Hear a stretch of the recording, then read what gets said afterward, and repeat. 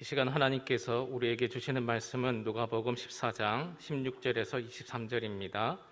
제가 보는 성경으로 신약 120쪽입니다. 말씀을 봉독할 때에 하나님의 음성을 들으시기 바랍니다. 이르시되 어떤 사람이 큰 잔치를 베풀고 많은 사람을 청하였더니 잔치할 시각에 그 청하였던 자들에게 종을 보내어 이르되 오소서 모든 것이 준비되었나이다 하매 다 일치하게 사양하여 한 사람은 이르되 나는 밭을 샀음에 아무래도 나가 보아야 하겠으니 청컨대 나를 양해하도록 하라 하고 또 한 사람은 이르되 나는 소 5겨리를 샀음에 시험하러 가니 청컨대 나를 양해하도록 하라 하고 또 한 사람은 이르되 나는 장가 들었으니 그러므로 가지 못하겠노라 하는지라. 종이 돌아와 주인에게 그대로 고하니 이에 집주인이 노하여 그 종에게 이르되 빨리 시내의 거리와 골목으로 나가서 가난한 자들과 몸 불편한 자들과 맹인들과 저는 자들을 데려오라 하니라. 종이 이르되 주인이여 명령하신 대로 하였으되 아직도 자리가 있나이다. 주인이 종에게 이르되 길과 산 울타리로 가로 나가서 사람을 강건하여 데려다가 내 집을 채우라. 아멘. 합시다. 반갑습니다. 축복합니다. 축복의 인사하는데 그분이 안 받으면 누구게 된다고요? 내게 되는 거예요. 이제 사진이 하나 나갈 건데 이제 도라지 꽃입니다. 이 도라지는 이제 많은 사람들이 식용으로 애용을 했던 음식 중에 하나이죠. 그리고 한약방에 가도 이 약용으로도 이 도라지를 많이 이용을 합니다. 이 도라지 꽃은 별 모양으로 생겼는데 굉장히 아름다워요. 색깔도 여러 가지 색깔이 이렇게 있습니다. 그런데 저기에는 의미가 있어요. 저 도라지 꽃은 기다리다가 지친 사랑의 이야기, 이런 전설이 흘러내려오고 있습니다. 도라지라고 하는 처녀가 살았습니다. 어렸을 때 이웃집에 있는 그 소년과 같이 혼인을 양가 부모님이 약속을 했습니다. 성장을 했습니다. 이제 결혼을 할 나이가 되었는데 이 총각이 있다가 나는 공부를 조금 더 해야 되겠다. 내가 성공을 하고 난 다음에 그때 결혼하자. 그리고서는 이 도라지라고 하는 처녀에게 기다려라 한마디 하고 저 중국으로 공부를 하러, 성공하러 출발을 했습니다. 이 도라지라고 하는 처녀는 1년, 2년, 5년, 10년을 기다려도 이 총각이 돌아오지 않아요. 들려오는 소식은 뭐 중국에서 살림을 차렸다는 둥 마는 둥 이런 소식이 들려옵니다. 중국 쪽에 있는 그 서해안 바닷가에 언덕에 올라가서 하염없이 기다리다가 꼬부랑 할머니가 되었고 그리고 그 자리에서 죽었답니다. 그런데 죽은 자리에서 꽃이 하나 피어났는데 그것이 바로 도라지 꽃이다. 그래서 도라지 꽃은 기다리다가 지친 사랑의 이야기를 담고 있다라고 하는 전설이 내려오고 있습니다. 이처럼 기다림은 누군가에게는 설레는 순간이기도 하고 기대되는 순간이기도 하고 어떤 사람은 지루합니다. 올 것이라고 하는 기대를 하면서 기다렸습니다. 그런데 그 사람이 오지 않았을 때는 기대와 설레임이 실망과 분노로 바뀌게 되지요. 오늘 본문의 이야기는 기다리는 주인, 기다리는 왕, 하나님이시죠. 마치 도라지 꽃과 같은 사랑의 이야기가 펼쳐지고 있습니다. 한 사람이 큰 잔치를 베풀었습니다. 많은 사람을 초청했습니다. 동일한 사건을 기록하고 있는 마태복음에서는 이때의 잔치를 배설한 사람을 왕, 그리고 그 잔치는 혼인잔치, 굉장히 큰 잔치였다라고 기록을 합니다. 여기서 언급된 큰 잔치는 헬라어 데이프논을 쓰는데 오찬이나 공식적인 연애를 의미할 때 이 단어를 사용을 합니다. 자, 유대인 풍습에 의하면은 잔치를 배설합니다. 그러면은 와야 될 사람을 사전에 지명을 합니다. 그리고 찾아갑니다. 명단을 쭉 써서 종을 보내서 그분이 올 것이냐 안 올 것이냐를 여기에 체크를 다 합니다. 그래서 온다. 그렇구나. 그러면은 이만한 숫자가 오는구나 라고 생각하고 주인은 거기에 맞는 음식이라든지 여러 가지를 준비하게 되는 것이 유대인들의 풍습 중에 하나입니다. 오늘 본문에는 많은 사람을 초청했다. 굉장히 많은 사람이 올 것입니다. 그리고 그만큼 부유한 사람입니다. 그만큼 준비를 많이 했다라고 하는 것입니다.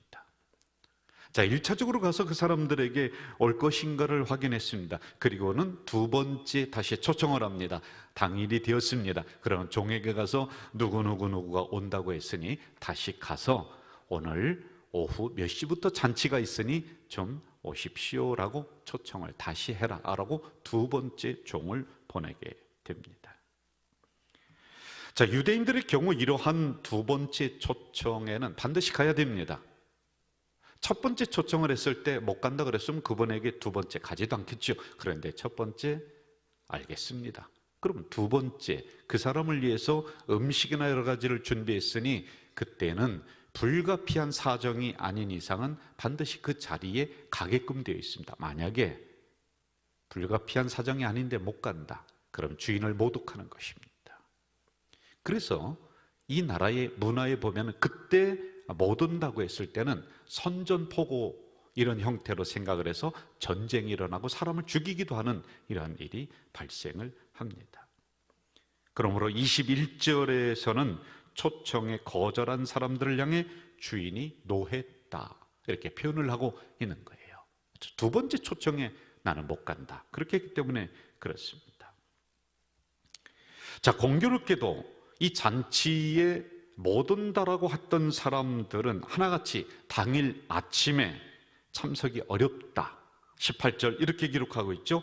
다 일치하게 사양하여. 참 공교롭습니다. 모든 사람들이 다 일치하게 사양을 했다. 일치하게라고 하는 것은 아포미아스라고 하는 말로 만장일치로 한결같이 마치 서로다가 연락해서 야 이번에 우리 잔치 가지 말자라고 그렇게 서로 짠 것처럼 일치하게 사양을 했다. 심각한 상황이 발생하랍니다. 음식은 다 이제 버려야 됩니다. 그리고 특별히 주인의 체면이 말이 아닙니다. 그래도 많은 사람을 초청할 만큼 그 지역에서는 유지였습니다.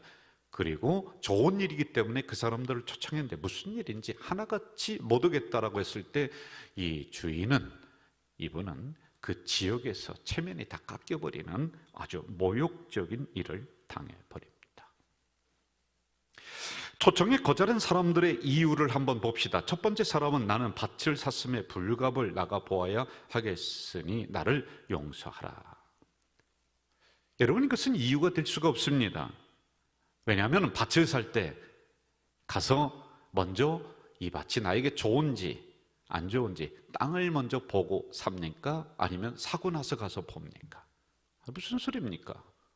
이 땅이 나에게 정말 필요한 것인가 라고 하는 것을 사전에 충분한 검토를 합니다. 그리고 나서 그 밭을 사는 거예요. 그 땅을 사는 거란 말입니다. 그런데 지금 내가 밭을 샀으니 나가서 그것을 한번 봐야 되겠다. 이것은 핑계라고 하는 것입니다. 두 번째 사람은 이렇게 말하죠. 나는 소 5겨리를 샀음에 시험하러 가니 나를 용서하라. 좀 양해를 하라. 이것도 여러분 핑계입니다. 합당한 이유가 아닙니다. 저희 시골에도 우시장이 가끔 열립니다. 그 가서 보니까요, 그 할아버지들 아저씨들이 와서 소를 사고 팔 때 보니까 소 입도 이렇게 들춰보고 이빨이 가지런히 났는가, 엉덩이도 보고 뭐 이것도 보고 그리고 나서 소를 산단 말이에요. 이게 돈이 한두 푼 가는 게 아닙니다. 그런데 소 5겨리, 한 겨리가 2마리입니다. 10마리를 삽니다. 거금이 들어갑니다. 그런데 사전에 테스트도 안 해보고 살펴보지도 않고 그 소를 덥석 사고서는 내가 이제 이 소를 좀 시험하려고 하니까 당신 잔치에 못 가겠다. 이것은 이유가 안 됩니다. 세 번째 사람은 이렇게 말을 하죠. 나는 장가 들었으니 그러므로 가지 못하겠다. 여러분, 결혼을 갑자기 합니까? 적어도 뭐 6개월 전, 1년 전 뭐 이런 형태로 결혼이 잡히지 않겠습니까? 그런데 이 잔치는 이 결혼으로 인해서 못 간다. 여러분, 그럼 사전에 내가 이러이러한 결혼이 잡혔으니 거기 첫 번째 초청에 제가 못 갑니다라고 이야기할 수도 있었습니다. 그런데 이것도 이유가 안 된다는 말입니다. 우리는 여기서 한 가지 더 주의 깊게 살펴봐야 될 내용이 있습니다. 그것은 초청을 거절하는 사람들의 태도가 점점점 무례하게 된다는 것입니다. 첫 번째 사람은 아이고 미안합니다, 아이고 양해를 좀 해주십시오, 내가 이러이러한 일이 있으니까 못 가겠습니다. 그런데 두 번째 사람은 마태복음에 보니 약간 퉁명스럽게 내가 좀 바빠요, 내가 좀 소를 샀으니까 이거 시험해야 돼요, 그러니 못 갑니다. 그런데 세 번째 사람은 오늘 본문에서도 이유도 나오지 않습니다. 나 안 갑니다, 나 못 갑니다, 그냥 퉁명스럽게 통보하고 있다라고 하는 것입니다. 전도 초청 잔치는 제가 기억하기로는 가까이에 있는 주한 장로교회에서 처음에 시작을 해서 전국적으로 확대가 된 것으로 저는 기억을 합니다. 처음에 전도 초청 잔치를 했을 때 주한교회에서 이렇게 했다고 합니다. 유명 연예인을 한번 강사로 모십니다. 그리고는 누구누구가 오신다, 이걸 소문을 냅니다. 그러면 사람들이 그분 보려고 구름대처럼 몰려들었던 이런 때가 있었습니다. 그런데 지금은 아무리 유명 연예인을 초청하고 아무리 좋은 프로그램을 만든다 할지라도 주변에 있는 사람들이 예전만큼 교회에 오지 않습니다. 친구가 강력하게 권유를 합니다. 그러면은 내가 한 번 가주긴 가줄게, 요 정도입니다. 우리 교회도 초청잔치를 이번에 준비하고 진행을 합니다.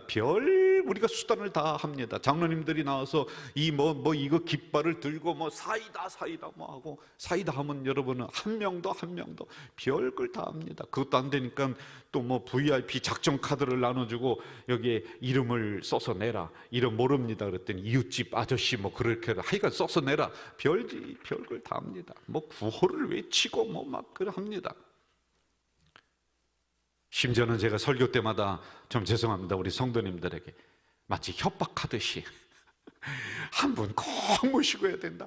세상에 그날 한 분 못 모시고 오면 내가 교회를 가야 되나 말아야 되나 이 정도 갈등할 정도로 별 수단을 지금 다 하고 있습니다. 그런데 상황은 만만치 않습니다. 안 옵니다. 아무리 친한 친구라 할지라도 요즘 교회 나가자라고 선뜻 이야기할 만한 교회 모습들이 아닙니다. 그 사람들 교회 욕을 합니다. 물론 우리들이 잘못한 부분도 있습니다. 그런데 또 그것만은 아닙니다. 한 2년 전쯤에 가까이에 있는 친한 친구 목사님이 갑자기 병원에 입원했다고 합니다. 그래서 제가 쫓아갔습니다. 그랬더니 뇌출혈입니다. 그 뇌에서 작은 게 핏줄이 터졌습니다.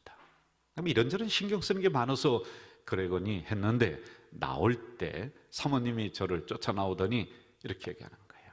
목사님, 그동안 목회를 하는데 목회도 별로 그냥 시원찮지 않아요. 그러니까 자기 남편을 향해서 당신은 이것뿐이 안 되냐, 당신의 능력은 이게 뭐냐 하면서 계속 그것 때문에 부부적인 갈등이 있었다고 하는 거예요. 아무리 전도해도 되지도 않죠.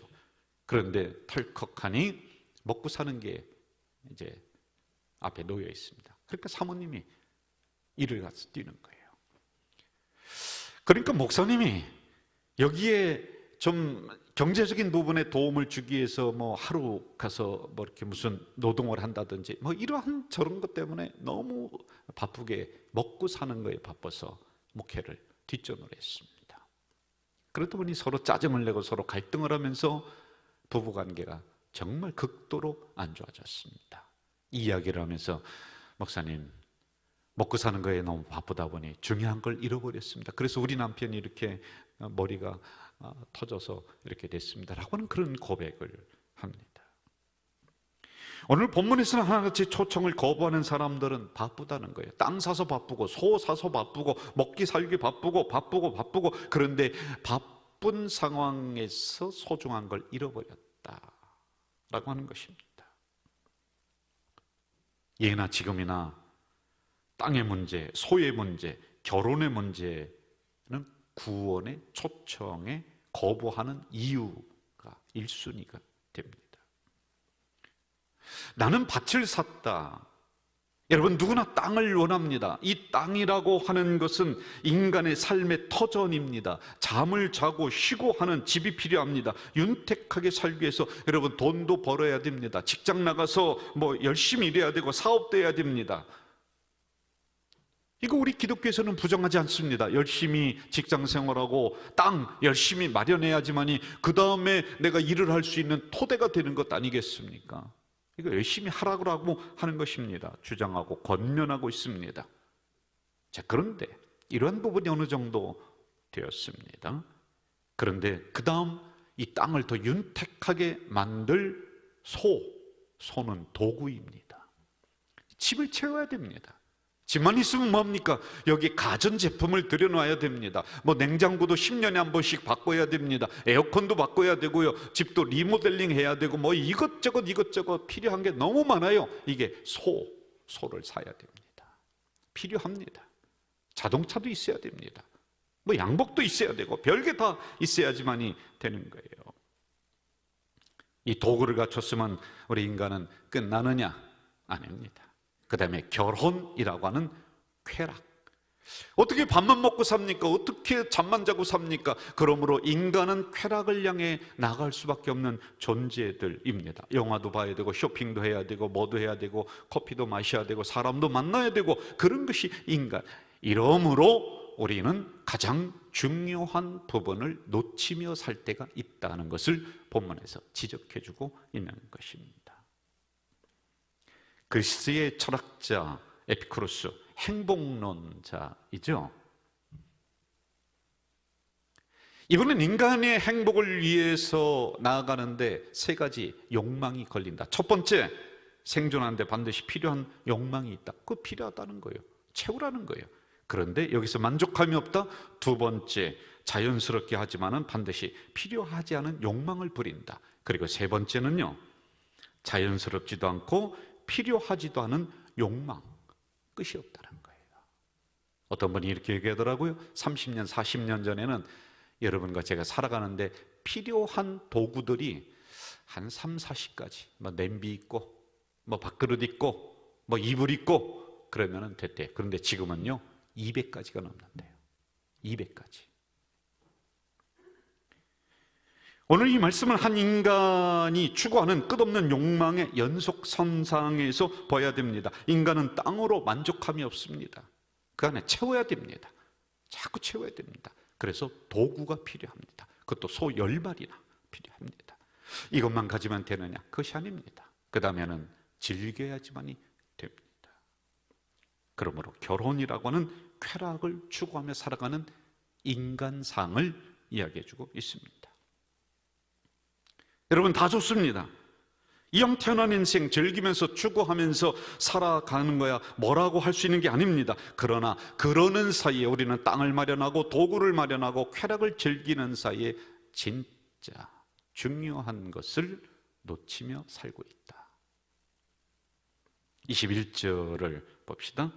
종이 돌아와 주인에게 그대로 고하니 이에 집주인이 노하여 그 종에게 이르되 빨리 시내의 거리와 골목으로 나가서 가난한 자들과 몸 불편한 자들과 맹인들과 저는 자들을 데려오라.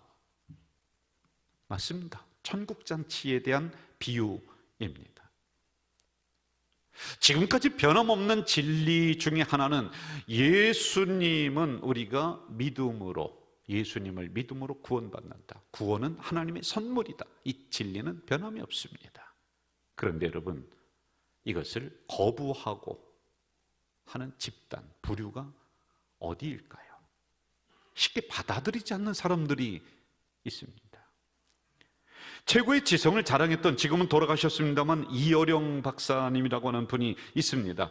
교회 나가는 사람들은 사기꾼, 도둑놈, 난 상대 안 한다. 저 주접 떨고 하는 건 난 상대 안 한다. 이렇게 독서를 내뱉던 분이었습니다. 그에게 딸이 있습니다. 미국에서 잘 나가는 검사가 되었습니다. 그런데 그 딸이 그만 암병에 걸립니다. 그리고 손자가 있었는데 그만 자폐증에 걸립니다. 그리고 이 딸이 그 잘 나가던 검사 시절에 점점점 눈이 멀어가서 아버지를 못 알아볼 정도 눈이 멀어갑니다. 이렇게 고백을 합니다. 애가 똑똑하고 잘 나갔을 때는 걱정도 안 했는데 이런 상황에 이르니 측은하게 느껴지더군요. 냉정한 저도 눈물이 나는 겁니다. 딸이 앞으로 내 얼굴을 못 본다고 생각하니 이거 미치겠는 거예요. 내 지식으로는 도저히 믿어지지가 않는 겁니다. 눈이 멀어가는 딸아이를 보니 눈물이 막 쏟아집니다. 이 딸이 이렇게 얘기합니다. 아빠, 난 괜찮아. 그동안 하나님이 많은 것 보게 하셨으니까 괜찮아. 난 각오가 돼 있어. 걱정하지 마. 그런데 아빠, 내가 소원이 하나 있어. 내가 나가는 교회 한번 교회 같이 가자. 아니, 죽어가는 딸 소원을 그거 못 들어주겠습니까? 이후 간증문을 제가 그대로 읽어드리겠습니다. 그래, 내가 지금 뭘 못 들어주겠니? 교회 나갈게. 그때 전 하나님께 무릎을 꿇었던 거죠. 이처럼 자식이 원하는데, 그래서 평생 처음 진심으로 교회에 나갔습니다. 아주 조그마한 교회였지만 행복해 보이더군요. 서로 손을 잡고 찬양하는데 저는 창피해서 도저히 못하겠는 거예요. 지성인인데. 지성인이라는 게 바로 이런 사람입니다. 하지만 딸애가 옆에서 같이 손 들고 찬양하고 아빠 손잡고 찬양하니 저도 창피하지만 쫓아서 했습니다. 목사님이 소원 하나를 말하라고 했습니다. 여럿이서 빌면 성령이 내려온다고 합니다. 그래서 제가 평생 처음 무릎을 꿇고 하나님께 소원을 빌었습니다. 하나님, 저하고 계약 하나 하십시다. 만일 우리 딸이 정말 세상을 다시 볼 수 있다면 그때부터 제가 가진 모든 능력, 글 쓰는 거, 말 잘하는 거, 이거 하나님을 위해서 제가 사용하겠습니다. 그렇게 절실하게 무릎을 꿇고 빌었습니다.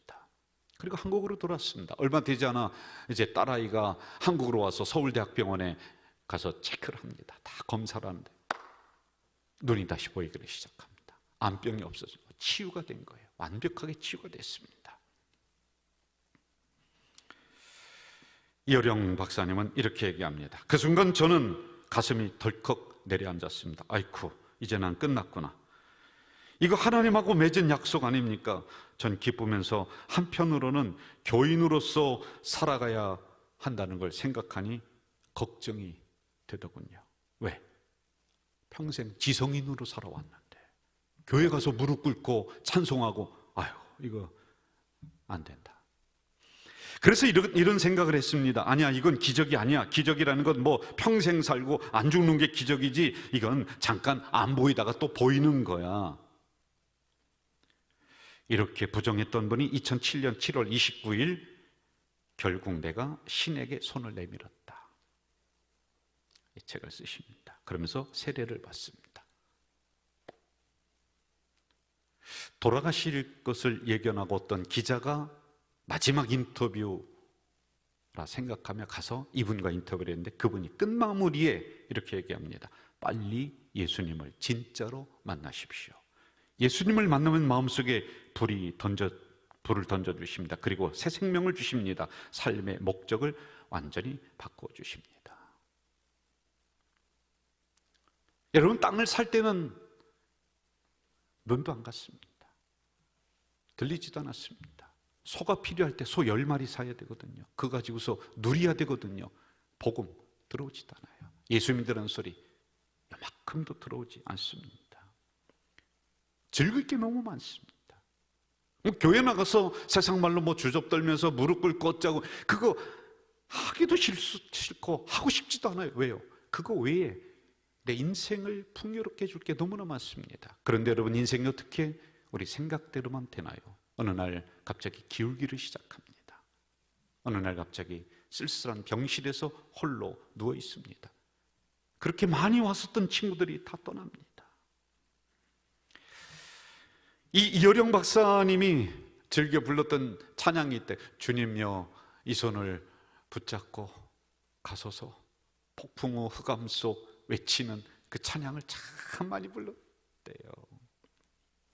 이런 상황을 본문에서는 거리와 골목으로 나가서 가난한 자들이 있다, 맹인들이 있다, 몸 불편한 사람들이 있다, 저는 자들이 있다, 그들에게는 복음이 들어간다.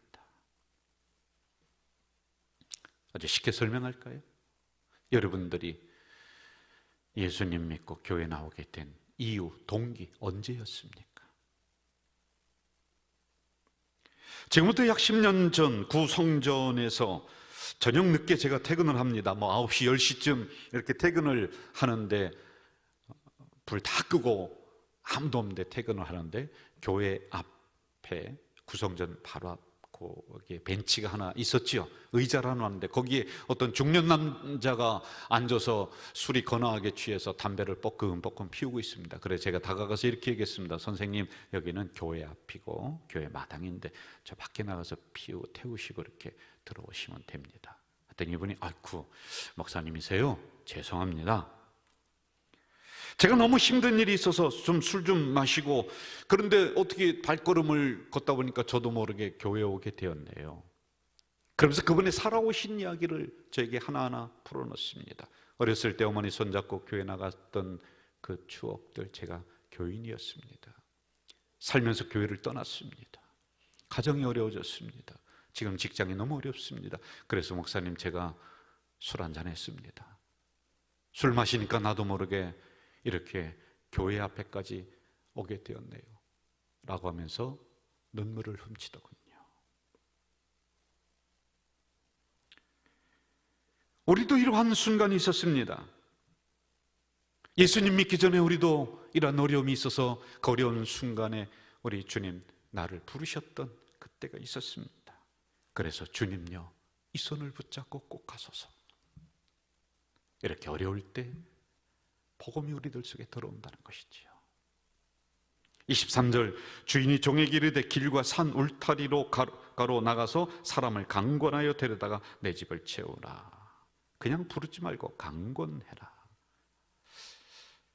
여러분, 이 정도 되면 안 올 사람 오지 말고 있는 사람 가지고 하고 구차하게 또 나가서 데리고 오고 포기해 그만해 라고 할 것 같은데, 마치 기다려가 지친 도라지 꽃의 사랑 이야기처럼 하나님은 또 찾으시고 또 찾으시고 또 기다리시고 또 기다리신다. 강권하여 데려다가 내 집을 채우라. 아직 나가보면 어려운 사람들이 있다는 거예요. 복음이 들어갈 사람들이 있다는 것입니다. 땅이 없고 소가 없고 쾌락을 즐기지 못해서 눈물을 흘리고 병든 마음을 가지고 살아가는 인생들이 골목골목에는 있다. 강제적으로 강압적으로 데려와야 된다. 그래서 본문을 자세히 보시면은 종을 보내요. 종을 보내요. 종이라고 하는 단어가 반복적으로 나옵니다. 무슨 의미일까요? 기다리다가 지쳐서 도라지꽃이 되어버린 사랑의 이야기처럼 하나님은 지금도 여러분과 저에게 찾아라. 강권해서 데리고 와라. 아직도 기다리고 계신다. 사실 우리 교회는 이런 전도 초청 잔치를 하지 않아도 그냥 건강한 교회이기 때문에 등록하시는 분들이 꾸준하게 이렇게 등록을 해서 오늘에까지 이르렀습니다. 그래서 이런 프로그램을 한다라고 하면 제 스스로 고민이 뭐냐면은 숫자 불리려고 하는가? 라고 하는 이런 고민이 저에게 있습니다.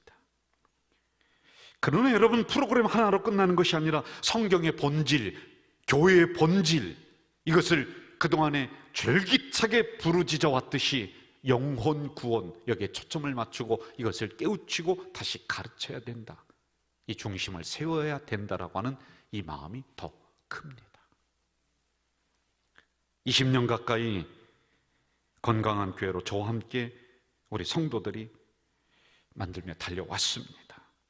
행복한 교회, 내 친구를, 이웃을 초청해도 부끄럽지 않은 교회로 이렇게 만들었습니다.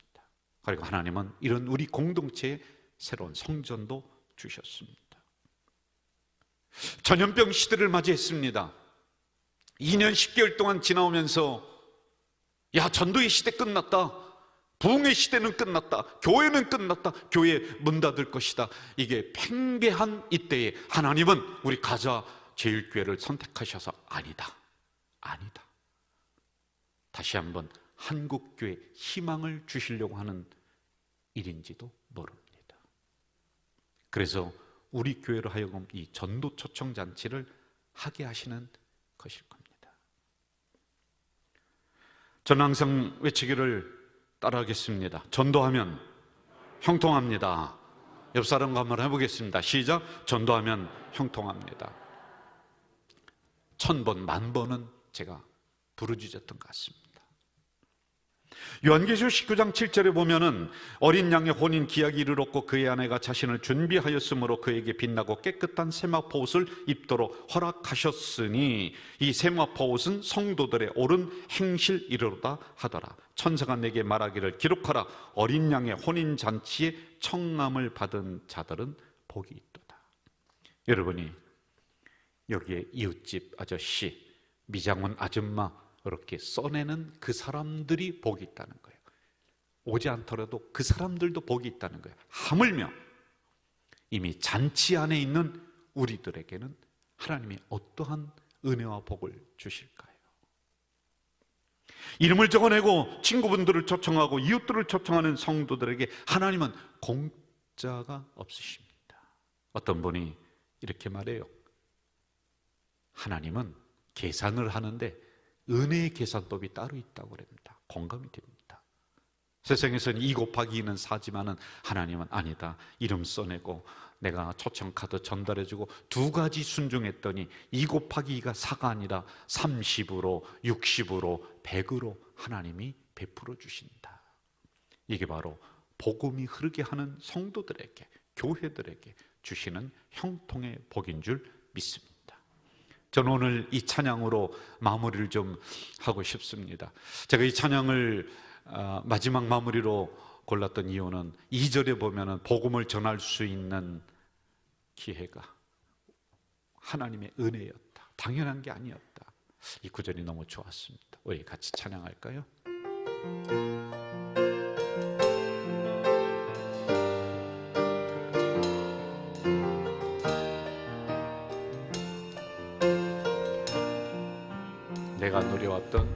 내가 누려왔던 모든 것들이 내가 지나왔던 모든 시간이 내가 걸어왔던 모든 순간이 당연한 것 아니라 은혜였소. 아침 해가 뜨고 저녁에 노을 여러분 같이 합시다. 봄의 꽃향기와 가을의 열매 변하는 계절의 모든 순간이 당연한 것 아니라 은혜였소. 모든 것이 은혜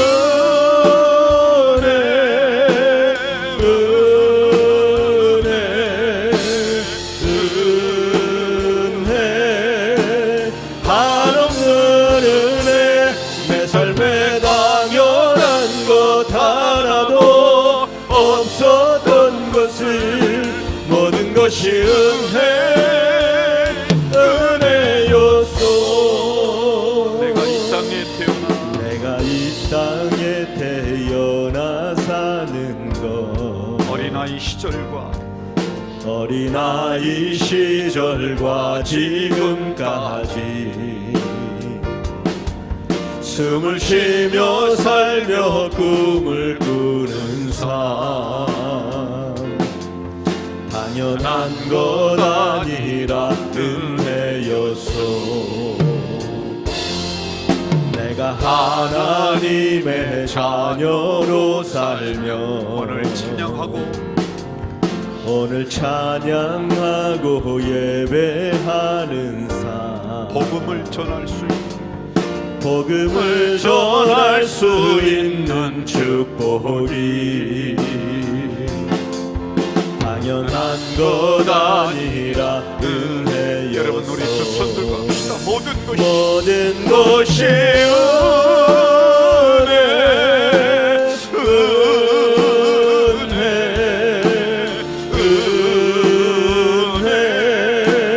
한없는 은혜. 내 삶에 당연한 것 하나도 없었던 것을 모든 것이 은혜